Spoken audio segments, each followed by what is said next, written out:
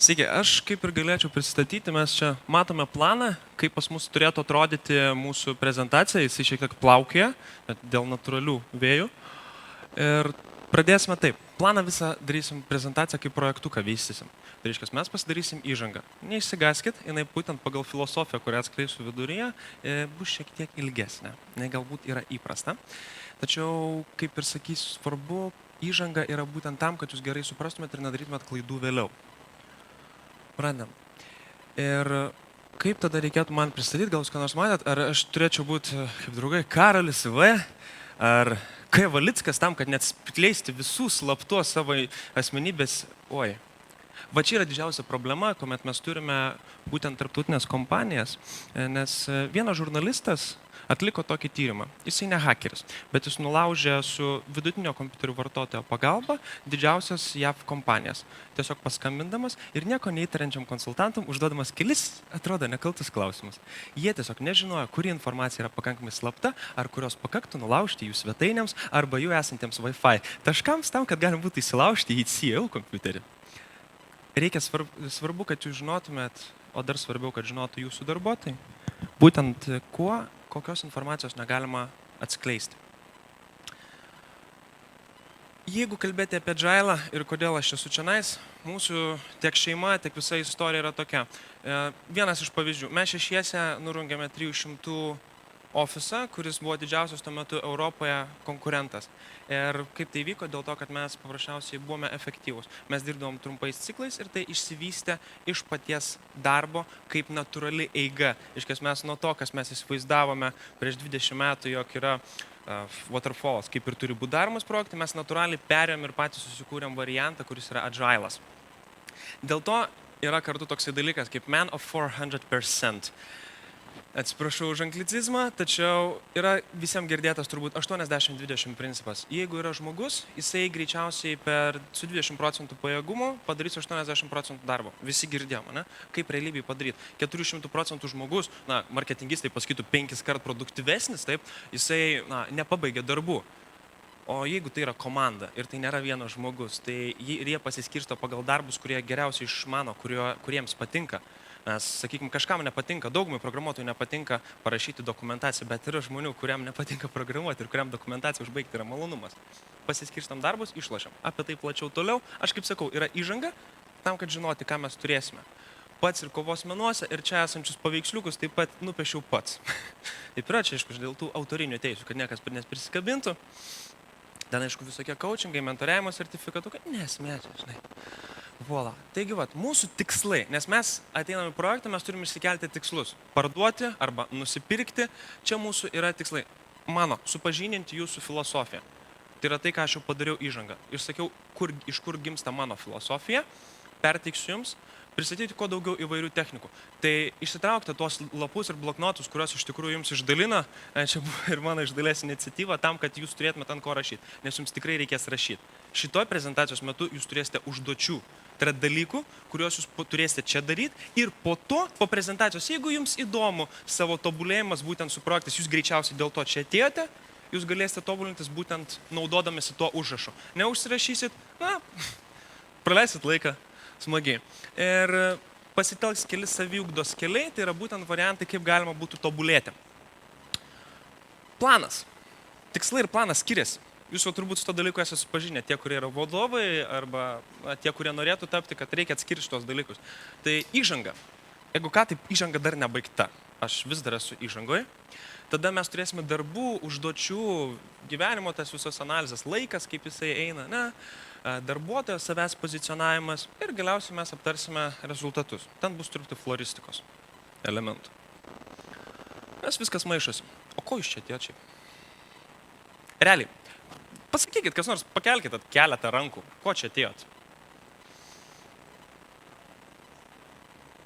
Tai esame daugiau negu universitetinis. Toliau, kas nors dar? Pas mane. Arba čia, Nes pasirodytų labai keistas pavadinimas ir norėjusi pažiūrėti, apie ką šnekėsiu. Bendras smalsumas, ane? Taip.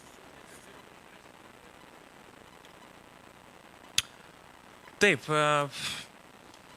kaip pilnai įsirašosi, ne? Untangling neurophysical-worker correlation. Tai reiškia, jeigu mes turime bendradarbius, coworker, tada mes turime koreliaciją, kuomet jų sąveika yra kažkokia išveda kompanija į rezultatą. Gerai susidraugaujantis darbuotojai išveda tikėtinai gerą rezultatą, ne?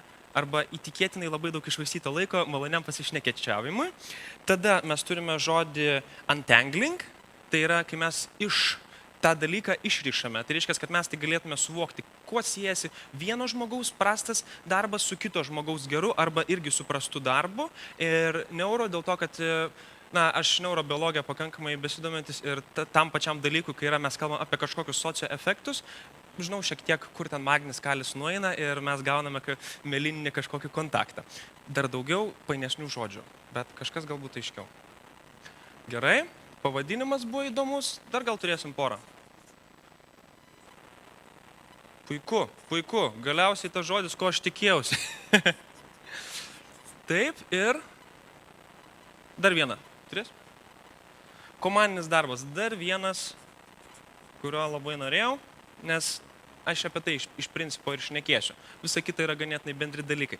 Dabar taip, jūs šiandien atėjot, truputėlį pakalbėjo kiti, galite dabar ir patys pasimkit, užsirašykit 3 dalykus, ko iš tikro čia patys norite per prezentaciją pasiekti. Nes aš jums jau pasakiau savo tikslus, pasakiau, kad bus ir komandinis darbas ir efektyvumas, kokius jūs tikslus norite pasiekti po šio pristatymo. Nes lygiai taip pat susitikime, kai jūs ateinat, turite pasiekti kažkokius tikslus, nes jeigu jūs atėjot ne šiaip prastumti laiko, taip ir čia. Prašom, 3 dalykus. Užsirašykit. Ir papildomai prie viso šito galėčiau pasakyti, kaip galbūt siūlyčiau tą užrašyti. Nes, kaip matot, lentelė yra 2 eilutės.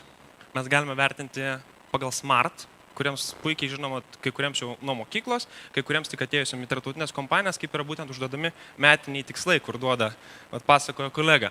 Būtent, mes turim būti specific. Reiškia, aš atėjau ne šiaip kažką daugiau sužinot. Aš atėjau į pavadinimą, sužinau, aš susiformuoju savo užduotį. Reiškia, turiu sužinoti apie komandinį darbą. Tai jau yra geras pasakymas. Measurable.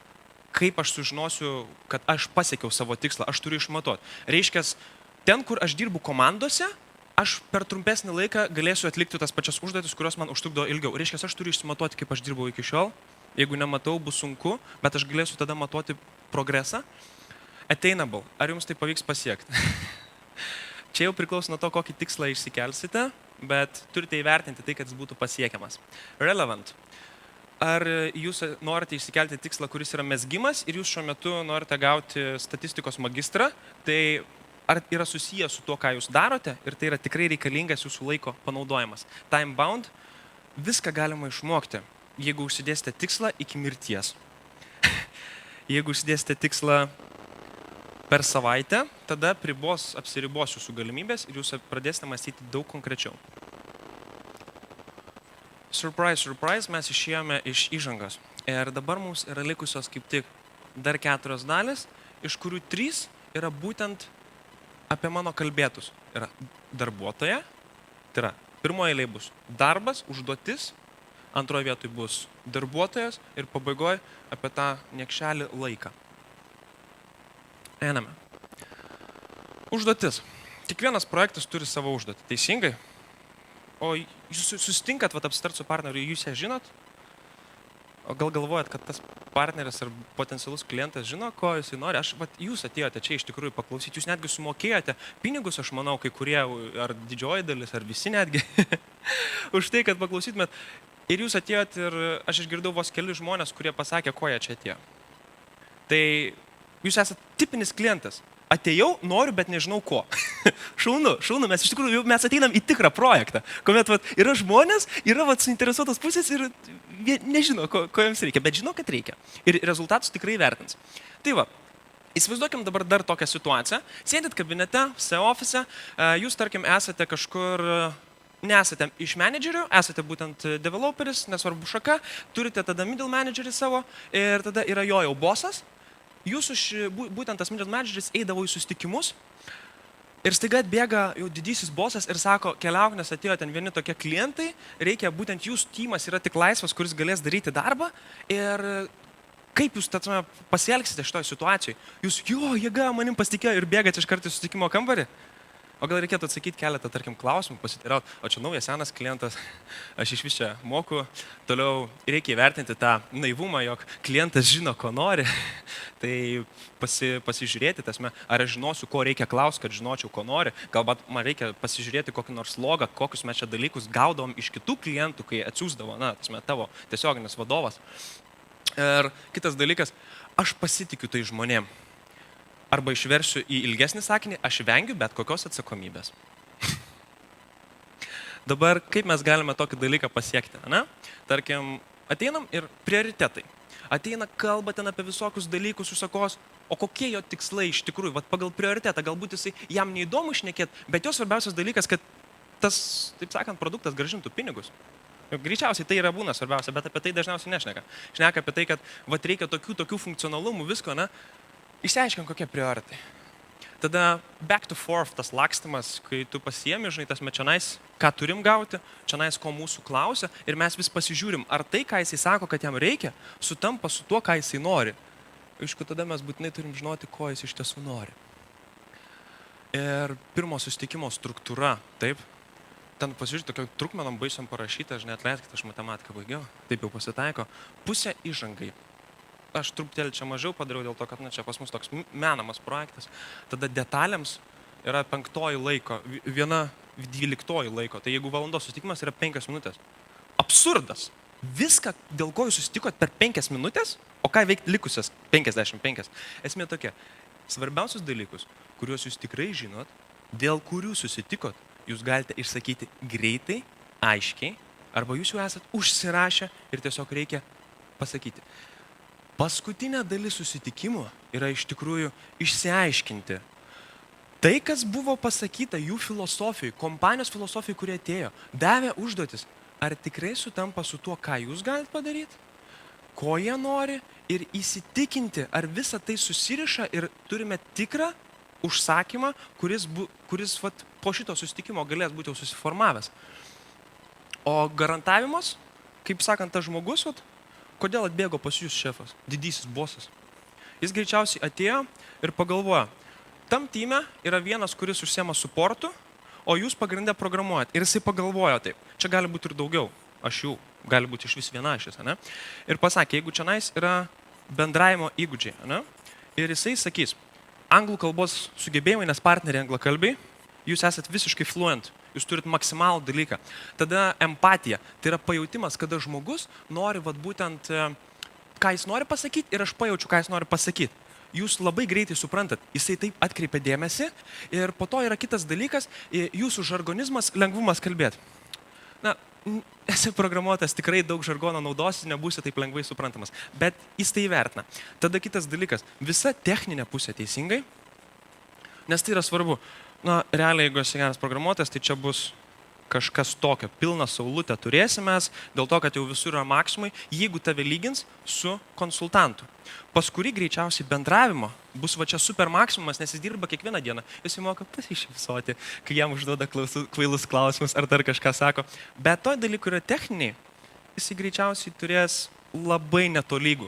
Ir mes užpildom tokį ratą vertindami žmogų, vertindami save, arba projektą ir mes matom, kai ratas gerai sukas, mes sukamės ir judam tolyn. Jeigu ratas nesisuka ir sukinė, mes pasižiūrim, ar mes galim tai ištaisyti, ko mums reikia, kad tas ratas gerai suktųsi.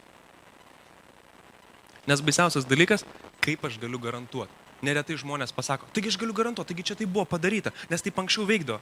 O iš tikrųjų tai negali, neturi jokių garantijų, neturi sverto savęs paklausti, kodėl ir kaip.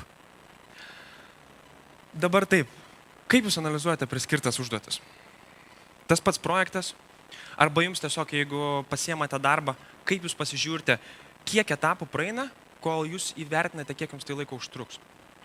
Pasimkite popierių, dabar rašiklį turite ir pasimkite čia. Yra projektų, nesiginčysim, paimkime dalyką, 3 etapai projekte bus. Tarkim, pradžia, vidurys, pabaiga. Taip, aš čia turiu pasiruošęs tokį variantą. Ir jums reikia, čia yra parašyta žmogaus, kuris yra tipinis programuotojas, sakykime, nes jisai masto. Pradžioje jisai beveik nieko nedirba, jisai pasakys 2 veiksmus. per vidurį jis pasakys krūvą veiksmų, ką jisai turi padaryti, kad pabaigtų, o pabaigimui tenais jisai žino dokumentaciją, kuri jam nepatinka daryti ir dar kokį nors žingsnį jisai pažymėjo 3. Jeigu tai būtų žmogus, kuris yra vadovas, kuris derina, kuris konsultantas kartu eina, derina užduotį, jisai čianais prirašys 10, o kitur jisai nieko neįrašys, arba įrašys 8 ir čia po 1.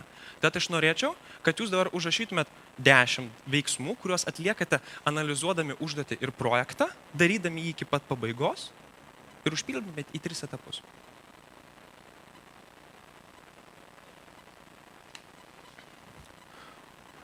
Susiskaidykit menamą užduotį į 3 etapus. Ir kiekvienam iš tų etapų parašykite po veiksmą, kurį atliekat. Susitikti su žmogum, išsiaiškinti užduotį, suprogramuoti viską. Parašyti dokumentaciją, susiskambinti su klientu, pasižiūrėti ar visą kitą. Aš esu tas, kuris užbaigia. Aš mėgstu sutvarkyti, padaryti tvarką. Tai man va čia, žinai, aš jos tikrai neužpildysiu. Bet va šičia aš galiu užpildyti visus. Tai jūs užpildykit kiekvienas pagal save. Parašykit. Arba bent jau pradėkit. Vat.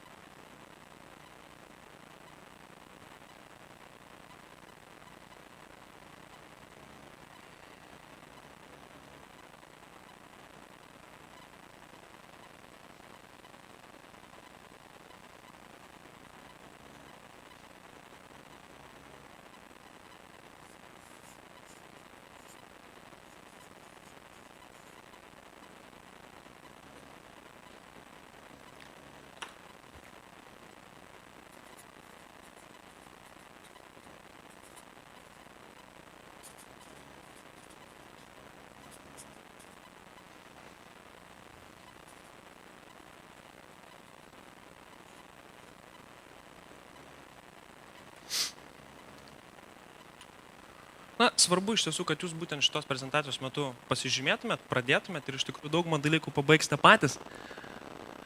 Mes periname prie darbo rezultatų pasiekėjo, tai būtent paties žmogaus, nes mes prieš tai kalbėjome būtent apie užduoties analizę. Fuzzy worker, tai būtent tas neraiškusis, neaiškusis, tai kodėl jisai toksai yra. Tai dėl to, kad jisai nežino, iš kur pasimti garantijas. Kaip paimti tą, kuris atrodo prokrastinavo pro visą savo projektą, jis dirba, matys, bet jam kažkodėl lėtai sekėsi ir kai jis pasiekė pabaigą projekto, staiga produktyvumas ten į dangų kyla, nes jisai sėdi toj savo vėžiose, jisai daro savo darbą. Ir jeigu turite nusamdę žmogų, kuris atrodo pagal cveką, pagal jo intelektą, kaip tikrai labai protingas, išmano viską. Bet jis paima ir nepadaro to darbo. Kažkodėl jisai lėtai jį daro, nors tikrai protingas. O kažkur jisai žiba. Nereikia praleisti to pro akis. Žmogus turi būti savo vietoje. Kaip ir kalbėjo tenais ir kolegas, sakykime, apie būtent komandas ir kaip priemama žmonės, kurie yra T formos, kurie gali kitus dalykus padaryti. Tai gerai, bet jisai turi dalyką, kuriam maloniausia daryti, kuris kaifuoja. Bus kas, kam labai patiks rašyti dokumentaciją, surinkti visą informaciją. To nepaliekiam. Svarbu, kad jūs suvoktumėt, jisai suvoktų, ko iš jo norima ir jisai žinotų, kaip nepasišiukšlinti, kai jisai gauna progą pasirodyti, būtent pateikti. Tai tam žmogus turi žinoti, kaip analizuoti savo darbą ir kaip analizuoti jam patiekiamos užduotis. Tarkim, reikim čia truputėlį daugiau teorijos. Yra toks terminukas, kurį gal prieš 6 metus sukūriau, yra auksinis narvas. Paimkite jauną žmogų, priėmėte į kompaniją ir jis sugebėjo ten per kelias savaitės padaryti tai, ką kiti per mėnesius nepadarė. Jisai sutvarkė ten, vienur, kitur, per visą kompaniją tenais kažkur jį pasiuntinėjo kaip mokinuką ir jisai visur sužibėjo. Dabar jam reikia atsisėsti kažkokią vieną vietą, visi iš jo tikisi stebuklų, taigi wunderkindas, stebuklingas, neapsakoma. O kažkodėl tas performance tai below middle. Tiesiog. Arba jis daug stengiasi, bet jisai ir sėdi po 16 valandų. Dėl to, kad žmogus papuolė į auksinį narvą, tai yra, kuomet jisai pažiba, jisai tenais viskas, bet jisai neturi laisvės pasakyti, kad aš to nemoku. Man ten sekės, man tie patiko, mano tai yra metodika. Žmogus bijo prisipažinti, kad jis nėra visagalis. Nesudievinkite savęs ir neįkalinkite kitų, kurie iš tikrųjų pasirodė kaip stebukladariai. Žmogus turi turėti savo optimalų krūvį. Turėjau kolegą, kuris taip ėjo iš tikrųjų 2 kolegos, nes papuola į šitą kategoriją. Vienas jisai jam nesisekė darbuotis, nors aplinka tobula, jisai galėdavo tenais ir žaisti visokius kompiuterinius žaidimus darbo metu, yra Xbox ir taip toliau. Bet kažkaip jam nesisekdavo, jisai neproduktyviai dirbdavo. Jisai pakeitė per metus tenais krūvą darbų ir paskutinė darbo vieta buvo tokios griežtos politikos. Šiandien tu atėjai, aprodėm ofisą, kitą dieną atėjai, pas tai jau kompiuteris, viskas setupinta ir pas tai ant stalo yra 3 projektai, kurių pirmą rezultatą turi pateikti šiandien vakare. Neįdomu kaip, neįdomu kas, bet jeigu tau reikės pagalbos, tau kažkas padės, jeigu sugebėsi išsiprašyti. Tu turi dirbti. Tas žmogus ten beprotiškai gerai dirba. Nes jam tiesiog nepatinka va šitas dalykas, jam nepatiko galvotis savo užduotis, pačiam planuoti savo darbą, kažkokią tokią atsakomybę. Jam malonu, jis pamatė, šitą turiu padaryti, aš jį pasiėmiau, padariau, atidaviau, mane rūpi testavimas ir visa kita. Ir jis eina ir jis padaro, ir jis laimingas, nes jis turi optimalų krūvį. Jis yra patenkintas, jis mato savo rezultatus. Jeigu jis turi per didelę laisvę, jis tiesiog nemato savo rezultatų. Repozicionavimas. Tai kuomet tu neatleidi žmogaus, o pasižiūri, ar įmonės kažkur kitur tik. Nes dažniausiai vis tiek jie gauna kažkokią know-how, kurio ne visai norėtum, kad jie išneštų iš kompanijos, jeigu tai inovacijų užsiemanti kompanija. Tiesa? Ir jeigu neturit kažkokios nekonkuravimo sutarties. Pavyzdys. Žmogus dirbo projektuose. Gerai dirbo viską, bet kai baigdosi projektas, jisai nesugebėdavo jo užbaigti. Ten pagriūdavo viskas, suportas, sutartas, viską atrodo pamiršta, nors visur kitur, kai darbo krūvis gerokai didesnis, sutvarkydavo. Žmogus nekenčia šitos dalies. Jisai pakeitė po to kitą poziciją kompanijoje ir galiausiai atsistojo toj pozicijoje, kur realiai visas darbas baigėsi tada, kai jis baigėsi. Nėra šito etapo praktiškai. Na, sukišai laidukus, jam dokumentuoti nieko nereikia ir jis baigėsi. Jis perėjo į tigrinai. Ir tenai žmogus žiba, nes tai yra jo vieta. Nes, kai sako, labiausiai pavargsti tada, kada nieko nedarai, o negali kažko daryti, nes tu jauti, kad tu būtum kitur produktyvesnis ir tada atidėlioji, neišeina. Pavyzdys apie tai, kaip dar žmonės žiūri į darbus. Pasimkim katedros statybininkus, taip? Tas labai senovinis pavyzdys. Prieina taip žmogus, kitas, prie žmonių statančių katedrą, greičiausiai valstiečiai, kuriems yra liepta tai daryti, klausia pirmojo, ką tu čia darai? Jisai sako, tu nematai, tu švokščiai tiesiog per dantis, man nugarą skauda, aš čia stumdu akmenis, tempiu viską, rankos, pūslės, gyvenimo nematau, saulė užtemdyta. Pragara, žmogus gyvena tiesiog tų žodžių prasme pragare, kiekviena diena kančia. Na, aišku, nuo to, ką pasitraukė, neverta leistis į kalbas, turbūt pastebite, kad yra tokių. Nueina prie antro ir tada klausia, ką tu čia darai? Va, čia aš pastumdysiu akmenis, ten nunešiu skėdinuką, padarysim, gausiu šiek tiek pinigų, galbūt žemės, išmaitinsiu šeimą. Na, žmogus, kuris bando racionalizuoti tai, kas jam vyksta, jisai bando sukurti tam priežastį, kad jam būtų malonesnis, lengvesnis tas darbas, jisai vertina. Prieina prie trečio, tuk, ką čia veiki? Tu ką nematai, ašgi katedrą statau. Žmogaus požiūris ir jo pasitenkinimas ir jo padaryto darbo kiekis ir kaip jisai pavargsta po to ir kiek jisai dar po savo darbo gali padaryti. Jeigu užsiemi formuoti žmogaus požiūrį, gali išlošti, bet reikia nepamiršti, kad vis dėlto tai užima laiko. Užduotis, dar viena, siaubas. Vėl, lentelės pavyzdį turit. Pildysim čia pirmus 2 stulpelius. Pirmam stulpelį įsivaizduokit tą patį geriausią, kur žinot, ar turit savo darbuotoją, ar bendradarbį, kuris yra tarsi, toksai ant pakilos, matas, noris jo sekti. Ir aprašykit iki 15 jo savybių, kurias jis turi. Sakykime, ten ar kažkoks pabaigiau laikų darbus, ar ką. 15 to pačio geriausio žmogaus savybių į šitą vietą. Galite prašyti save, jeigu esat pats geriausias etalonas ir pavyzdys. O į antrą stulpelį tie, kurie nežino gerų darbuotojų, tegul pildo tą, kurį nesupranti, kaip jisai dirba ir ką jis vis dar veikia kompanijoje. Bent 3 įrašykit, kiek čia parašyta, kad po to būtų galima, nes pasakysiu, 2 stulpeliai sekantis sukels pasipiktinimo audrą, šiokią tokią tikėtiną, bent jau tylę.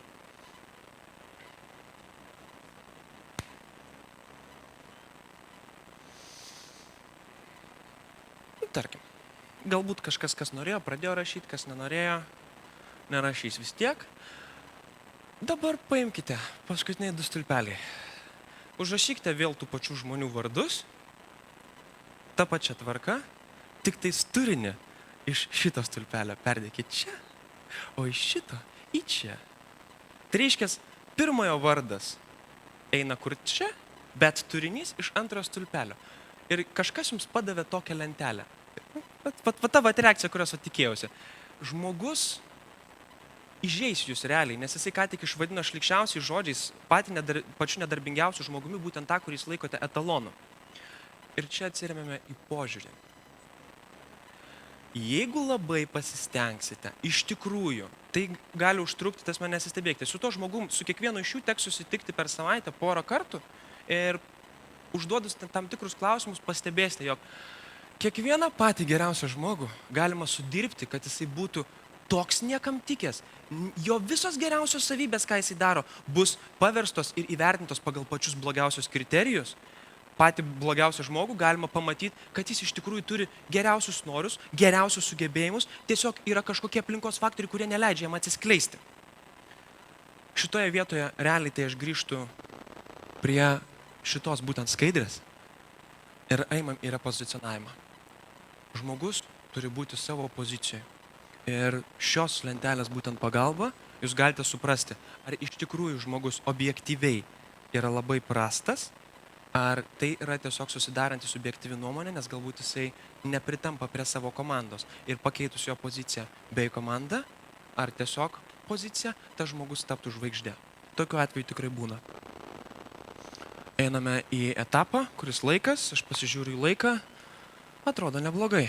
Turime išteklį, kurio nelabai galim dauginti. Nebent galim prarasti. Vis sakoma, vis dėlto neseniai tos atrastos bakterijos, kur sako, jos dauginasi kartai 10 000 metų. Gana lėtai. Valgo irgi kartą per mėnesį. Ne visi sako, kad jos gyvos. Bet kuo tai susijęs su mūsų projektais? Ogi įsivaizduokim taip, kad mes turime kompaniją, kurioje viskas veikia puikiai. Visi projektai kaip priklauso. Kažkas biškai pavėluoja, kažkas anksčiau, bet iš esmės niekas dėl to nenukenčia. Ir mes dar turime netgi 13% laisvų programuotojų išteklių. Tai reiškia, matom, kad jie nėra pilnai užkrauti ir jie tie žmonės, kad optimaliai gerai jaustus, jiems dar truputėlį darbo reikėtų. Jie nepervargs, bet galės jaustis geriau, kad jie daugiau padarė. Davai, dar vienas 2 savaičių projektukas. Tai kas čia blogo nutiks iš tiesų? Taigi programuotojai, tie, kurie daro darbą, taigi yra laisvų išteklių. Aha. O konsultantų, kurie tenais derintų viską, o serverio licenzijų kiek turit? Arba apkrovimo. Gal tenais vienas iš tų projektų naudoja 90% dabartinių išteklių visų serverio. Ir tai nėra nuolatos, po mėnesio tai pasibaigs. Ir jeigu jūs pirksite naują serverį ar nuomostės, cloudas, aišku, išgelbė šitoj vietoj, bet jūs prarasite.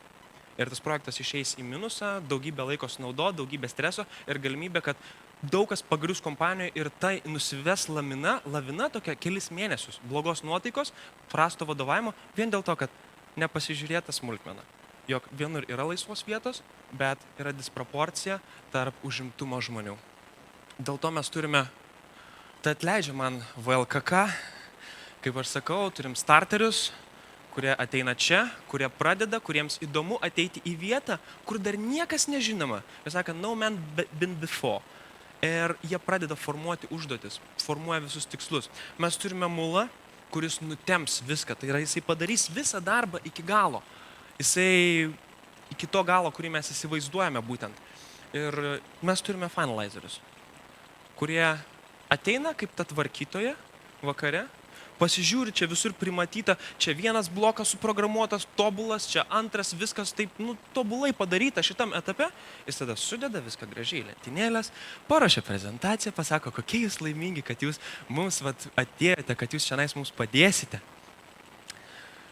Ir padaro tai, kad klientas, gavęs projektą, jisai dar labiau džiaugtųsi. Nes ką mes realiai parduodame neretai? Pasitenkinimą. Ypatingai paslaugose, jeigu mes duodam servisą. Tai tą kokybę, kokią tu gavai, sakykim, Omnitelis siūlo gerą kokybę, bet koks Omnitelio klientas žegnojasi prieš skambindamas į pagalbą, eidamas į saloną dažniausiai, nes jisai žino, kad ten su juo bus elgiamas labai grubiai. Atvirkščiai yra bitiai. Jie neturi plačiausio 3G tinklo, iš tikrųjų jis apgailėtinas, bet užtat paslaugų, kaip jie tasme vertina savo klientą, kaip su elgesi, yra didžiulis malonumas. Ir kad tu ateini ir sakai, pas mane tenais neveikia. Štai maloniai pašneka, ten kažką padeda, kažkaip gerai išeini, tau palengvėjo, tu realiai nieko negavai, bet tu jautiesi geriau. Dėl to mes nepamirškim, kad tas žmogus, kuris projekto metu galbūt nelabai naudingas, bet jisai pabaigoje tampa labai efektyvus. Optimizavimas. Dabar taip. Out of junk, out of office and to junk. Trumpas labai dalykas, galite pasižymėti šitą, tikrai užsirašyti, out of office and to junk, trumpa fazė, atsiminsit, aš papasakosiu dabar plačiau. Kas yra baisiausia kiekvienam vadovui, Tai yra išeiti atostogų, teisingai? Nu, tai yra katastrofa, nes tu realiai nepatostogauji, tik tais, kad už ofiso ribų dirbi. Ką? O čia matau, tai žmogus, kuris moka susitvarkyti. Tai vat, bet dažniausiai tai yra problema kiekvieno jauno vadovo, ypatingai kuris išaugo iš team leado, nes jis realiai dirbdavo kartu su savo kolegom. Ir, ką man buvo pasakyta, orientuotis turi būtent į tokius žmonės. Tai vat, visi laiškai, kuriuos jūs gausite atostogų metu, automatiškai siunčiami iš šiukšliadėžę ir ištrinami. Kaip jums atrodo toksai dalykas? Viskas, ką gavote atostogų metu, ištrinama. Siaubas, iš tikrųjų, jeigu dėl svarbaus projekto kažkokią informaciją viską prarasi, žinai, tas man nesąmonė kažkokia.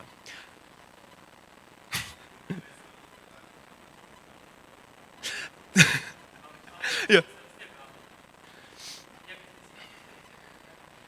Kiek pastebėjau, dažniausiai žmonės stebisi, kodėl tu neperskaitai grįžęs, nes turi vis tiek 100 laiškų, žinai, kuriuos tu vis tiek pamatai grįžęs į ofisą. Jo, tasme, ar tu gavai, kodėl tu savaitę tyli, žinai, ir panašiai. Realiai, prieš 2 savaitės pradedi kalbėtis tenais, ar tau iš manęs nereikės, kokius tu projektus baigsi tuo metu, kai aš būsiu išvykęs, tokį susiderinimą, padarai susirinkimus, būtent viską sutari, savaitę prieš atostogas įjungi out of office notification. Tai reiškia, tuo metu manęs nebus, visi jūsų laiškai bus ištrinti, visa svarbi informacija siųskite tik ten, nes aš vis tiek negausiu. Viskas. Visi su kolegom yra suderinta, jie gaus informaciją ir paskutinę savaitę niekas nelabai ir norės daugiau rašyti, nes jau viską turi suderinęs. Eini susitikti. Žmonės kaip paskumba daryti mitingus, kai suvokia iš tikrųjų, kad tavęs nebus. Iš tikro nebus. Ne tai, kad ofise nebus. Ir grįžti po atostogų, kadangi tu pasidarai darbus prieš atostogas, per atostogas tu grįžai pas tave Outlook'e 0 naujų pranešimų. Laimingas, susiorganizavai susitikimus, kas įvyko per praėjusią savaitę, žinai, update'us, niekas nesudegė, esi ramus. Vėl tada pakartojimas dėl susitikimo struktūros ir apie susitikimus aš grįšiu dar pačio pabaigoje. O dabar apie pačius susitikimus dar truputėlį. Jauties nereikšmingas. Niekas nemato, ką tu dirbi. Tau labai sunku ir neturi nuotaikos kažką nuveikti šiandien dieną. Suorganizuok susitikimą. Galėsi parodyti skaidrių, galėsi visiems pakalbėti, visi pamatys, ką tu darai, arba bent jau galvos, kad tu dirbi. Ir pasijausi reikšmingas. Žvaigždė stovi vienas prieš visus, nuostabus jausmas. Tai va, labai padeda ego. Štai taip, sveika, vitaminai. O jeigu iš tikrųjų nori pasidaryti darbus, 2 lapo pusę turit laisvos vietos, didesnės gal, ir nebūtinai tiek daug gali užtekti. Dabar, nes dažniausiai mes visi turime ne tik darbą savo pagrindinį, bet dar pasitaiko, kad turim šeimą, ten hobį ar kažkokius mokslus. Ir įprastai mes darbus kaip rašomės. Pasirašom čia, pasidalinam, tarkim, į stulpelius, kas tenais sako, turi labai daug darbų, pasidalina į lenteles, išsidėlioja, žino, kad geriausiai pastebima šita zona ir šita zona, viskas, kas čia yra akims beveik nematoma ir ignoruojama, daug mokslo, viskas tvarkoj, bet realiai, jeigu čia yra tekstas taip, o čia yra labai malonios užduotis, kurias tikrai norėtum daryti. O čia yra skubios ar kažkokios reikalingos, arba neskubios, bet svarbios ateičiai, bet jos nemalonios, jos varginančios, ne? Tai realiai galva, nuolatos galvos apie šitos, nes vis tiek gali skaityti. Tu bandysi čia, periferiką mato čia. Čia jeigu pasimsi, perbrauksi tai, užsidėsi būtent centruką ir pasirašysi. Tarkim, čia yra mano darbas su projektais. Tokius gali gilintis vis. Reiškia, nuo abstrakčios, kur yra parodyta čia, gali šitą dalį smulkinti vis žemyn. Nes darbe greičiausiai turi irgi kelis projektus. Idėja.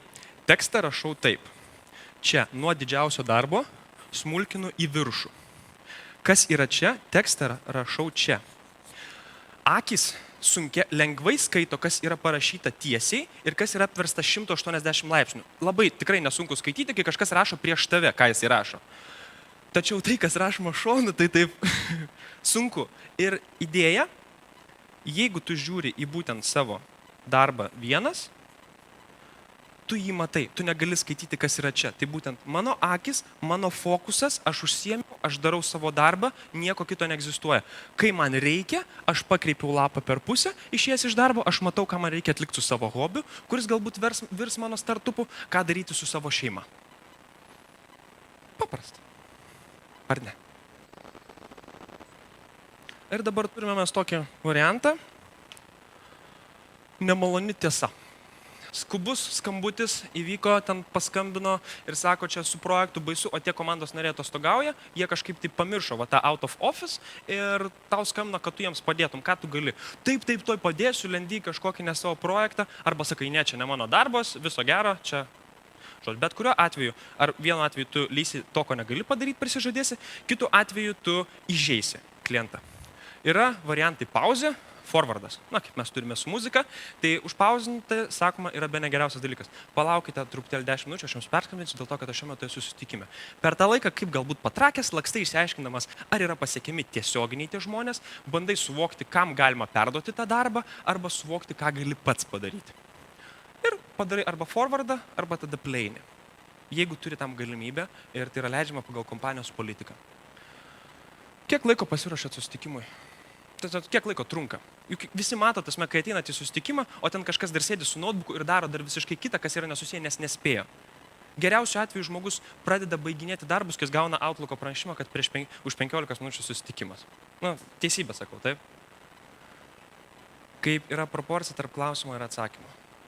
Lietuvoje yra labai įprasta juoktis iš žmonių, kurie užduoda ilgus klausimus ir tada garbinti tos, kurie atsako labai trumpai vienu žodžiu. Iš tiesų, tai yra duetas. Ten dalyvauja du žmonės. Kuo tu daugiau pateiki informacijos ir susakai, ko tau tiksliai reikia, tuo tikėtina, kad profesionalas tau atsakys trumpiau ir pasakys aiškiai. Taip, jūs esate teisus. Jeigu tu užduosi klausimą, o kodėl Žemė sukasi, arba kodėl šitam kambarį nevienodas apšvietimas, tas žmogus, kuriam tu uždavai klausimą, jis tada pradeda galvoti, jis turi įvertinti skirtingus parametrus, jis turi įvertinti krūvą dalykų, kuriuos tu būtum susakęs žymiai greičiau. Atsakymas yra neefektyvus, užtrunka ilgiau. Tas pats yra susitikimų. Ir mes einame prie rezultatų. Turime kampe gėlytę, irgi nuplėšiau. Šiaip kažką pastebėjote? Bet kampą turi projektorius. Tai va. Gerai. Turite tikslus tos, kuriuos užsirašėte dabar pačioje prezentacijos pradžioje. Nes, baigėsi projektas, reikia aptarti viską. Perskaitykite juos, ar kažką iš jų pasiekėt. Apie ten buvo mūsų komandinis darbas, savo darbo efektyvumas. Man atrodo, aš tos dalykus paminėjau truputėlį. Kažkokias kitokias žinias negu universitete duoda, taip pat pasakiau. Bet mes kalbam apie tokį dalyką, kada baigėsi darbas. Matote, nuo 9 iki 5, 9 to 5, taip yra toksai tas angliškas populiarus pasakymas, kuomet visi suvokia, kad tikrai bus sunku pradėti projektą, išsiaiškinti užduotis, viską suprasti, geltonoji zona. Ir tas yra kilimas į viršų. Tada visas darbas ir realiai tas įprastas žmogus, jis galvoja, kad aš padariau. Aš suprogramavau, aš atidėjau veikiantį dalyką, darbas baigėsi. Dažniausiai tai nevelna ir dėl to matosi, dėl ko vadovas darbą baigia kokiam 2-3 valandom vėliau negu jo pavaldiniai, nes jis turi dirbti raudonoje zonoje. Jeigu komanda yra pakankamai subalansuota, ta raudonoji zona bus labai trumpa, kurią iš tikrųjų gali daryti tik vadovas. Ir komanda tada atliks pilnai savo darbą, padarys viską, ką reikia. Čianais mes galime užrašyti būtent dalykus pirmoje vietoje. Kaip apibūdinkite 5 žodžius. Pirmus, kurie šauna į galvą, tai turi užtrukti 15 sekundžių apie laiko valdymą. Nerašys niekas. Tai gerai. Antras turės būti apie projekto valdymą. Ir pasižiūrėkit, kiek sutampa. Tai apsakys būtent kokio tipo esate žmogus, kuris lygina su laiko valdymo, su projektų valdymu, ar jisai laiko tai kaip atskirus pasaulius ir čia nėra nieko bendro. O Fred Kaufman yra pasakęs dėl susitikimų. No meetings to discuss, update, review ir taip toliau. Jūs susitinkate tam, kad jūs pasiektumėte rezultatus ir susitarimą. Visa kita, kadangi esate iš IT srities, jūs turite on time, ten Redmine ir kitokias sistemas, kurias galite panaudoti present, check, report, inform, jūs tam turite sistemas automatizuotas. Ir gaišti visų laiką tam, nes žmonės, jūs supranta informaciją skirtingai, neverta. Kiekvienas dirba savo tempu, jeigu jie naudojasi sistema, už kurias jūs sumokėjo didelius pinigus, arba naudojatės nemokamas, bet tada naudojat vidinius išteklius tam, kad jas palaikyti ir pritaikyti savo, kas irgi kainuoja, tai jūs išnaudokite tai efektyviai. Reiškia, žmonės turi jomis naudotis, turi patys apsišviesti. Ir kai susitinka, jie tada pasako, užduotis tokie, sprendimai tokie. Tada susitikimas truks trumpiau juos bus galima rengti dažniau arba tiesiog pasiekti geresnį efektą. Nes jeigu yra, atsiųskit man update. Tai jeigu yra didžiausios skyriaus vadovas, jis tam turi sekretorę, kuris surinktų tada informaciją ar kažką kitą tada. Bet.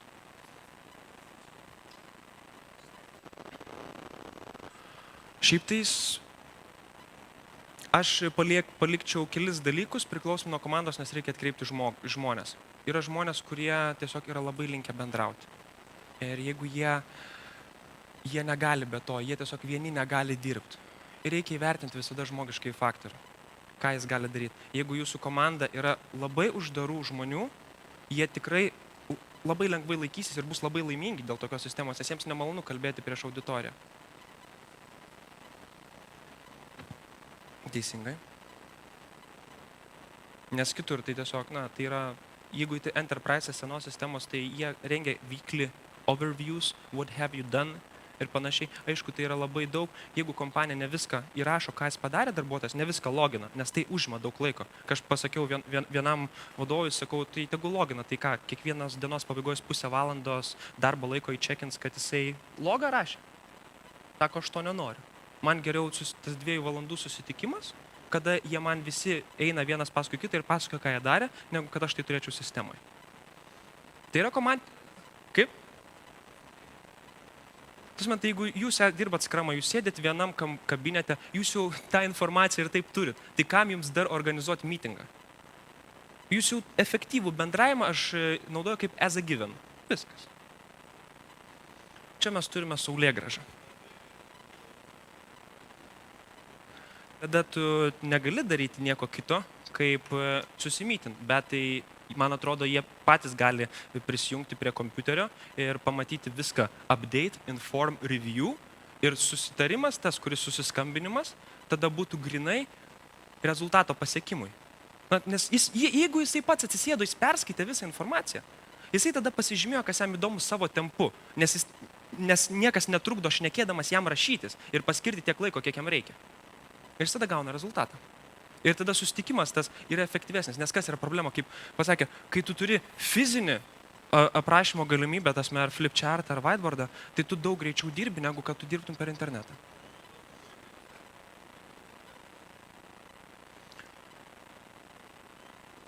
Tai gerai, bet informacija, kaip tu pateiksi tada žmonėms.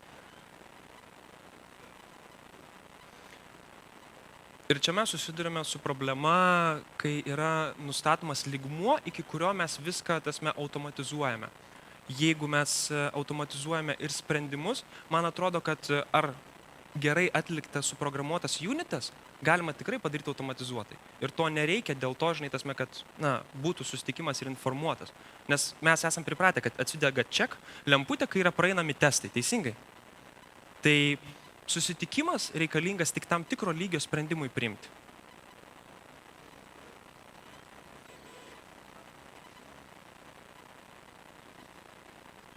Tai bet kiek jis laiko trunka?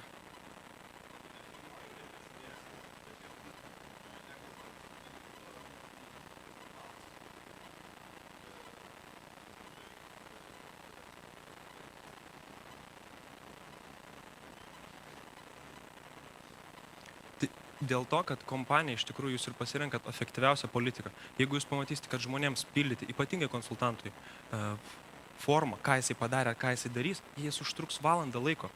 Jums susitikti su juo ir 10 minučių prie kavos puodelio pašnekėti apie tą patį, ar oficialų susiorganizuoti susitikimą, bus efektyviau. Jūs efektyvizuojate savo laiko panaudojimą.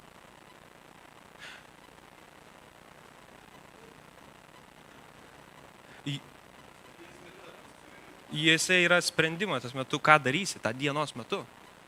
Tu užsibrėži tikslus. Commit and decide.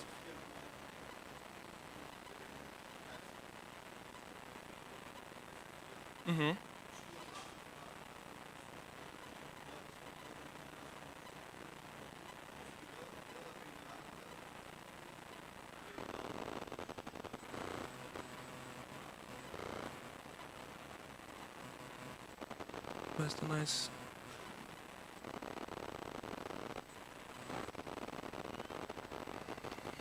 Nerandu tos skaidrės būtent, kad Jeigu tu informaciją žmonės pasirengę yra, klausimai yra pateikiami pateikiami būtent kur kas trumpesniu formatu. Nes tai priklauso nuo to, kiek žmogus yra pasirengęs būtent susitikimui. Ir čia tas kaip pirmo susitikimo struktūra ir galioja. Tai realiai, kadangi jūs įžanga nebereikia, tai yra jūsų darbuotojas teisingai, pas jūs lieka šitos dvi detalės. Ir jeigu žmogus yra informuotas ir viskas, jis ateina, jisai parodo, ką jisai padaręs ir jis turi konkretų klausimą ir jums reikia atsakyti. Net jeigu taip krūva tokių žmonių praeis, tai užtruks trumpiau, nes jie paskyrė laiko iki susitikimo. Iš tikrųjų, laikas jau man rodė, kai baigėsi. Iš tiesų tik tais trumpa frazė - saulėgrąža. Yra tobulas agile, nes apie floristiką pažadėjau pašnekėti, pavyzdys. Gėlė. Jinai ryte atsibudo, jinai baigė sprintą vakare, nusisuko į kitą pusę. Iš centro auga juodos ir plečiasi tol, kol visas darbas yra projektas pabaigtas. Kaip ir su gerais blogais darbuotojais, paimkite saulėgrąžą ir čia yra jūsų tobulas skrumo pavyzdys. Bet jeigu tai norit matyti, matysit. Nenorėsit. Ačiū uždėmesi.